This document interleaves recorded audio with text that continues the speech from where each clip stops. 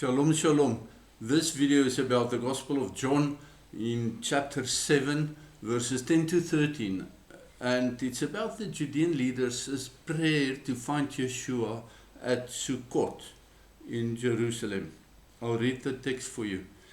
But after his brothers went to the feast, and that's to celebrate Sukkot in Jerusalem, YESHUA also went, not openly but secretly. Then the Judean leaders were searching for him at the feast and kept asking, "Where is that fellow?" There was a lot of murmuring about him in the crowds. Some were saying he is good, and others were saying, "Not so, he leads people astray." Yet no one spoke openly about him for fear of the Judean leaders. Adonai's mode of Sukkot foretells the marriage supper of the Lamb.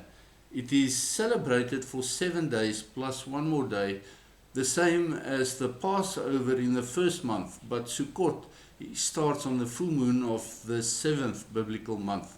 Sukkot is rich in prophetic symbolism, and that is worth a study in its own right. Sukkot is a pilgrimage festival, and in the time of YESHUA, as many as 1 million pilgrims may have attended the feast in Jerusalem. It was a throng, a happy throng. In this melee, many people searched to find YESHUA. The stories of his teaching and healings and his recent hard teaching to eat his flesh and to drink his blood were the talk of the town, so to speak. This was why YESHUA explained the background of his teaching when he eventually stepped forward sometime during the middle of the feast. In their attempt to minimize YESHUA during their search for him, the leaders referred to him as "this fellow" in the English translation. The Greek word is ekainos. Ekainos means "that one", and it's a peculiar translation into English. In a way, I suspect that ekainos could be from the Hebrew word et, in its secondary meaning of the one and only one, or the unique one, without the sarcastic snide that is implied in "this fellow."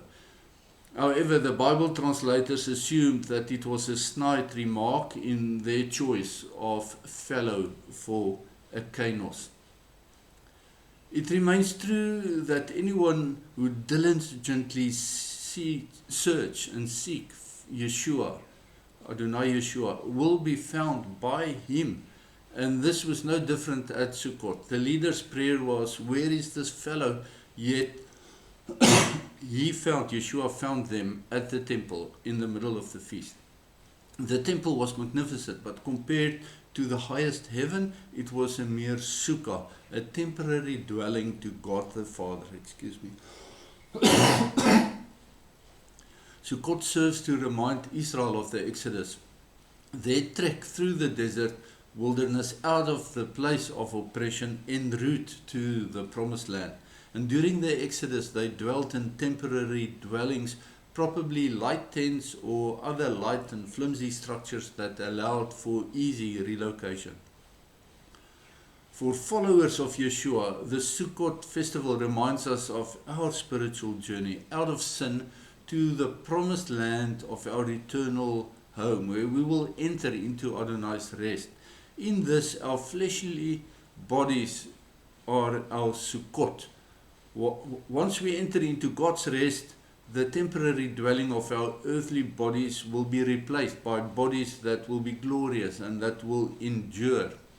But for now, in the temporal, as was the case with the leaders at the Sukkot that we read about, we have to seek YESHUA out. We have to seek him out in the scriptures to find him, so that what we read about him can explain the scriptures to us. And the helper who was sent by him will guide us in our search. So, happy hunting for YESHUA. Shalom, shalom.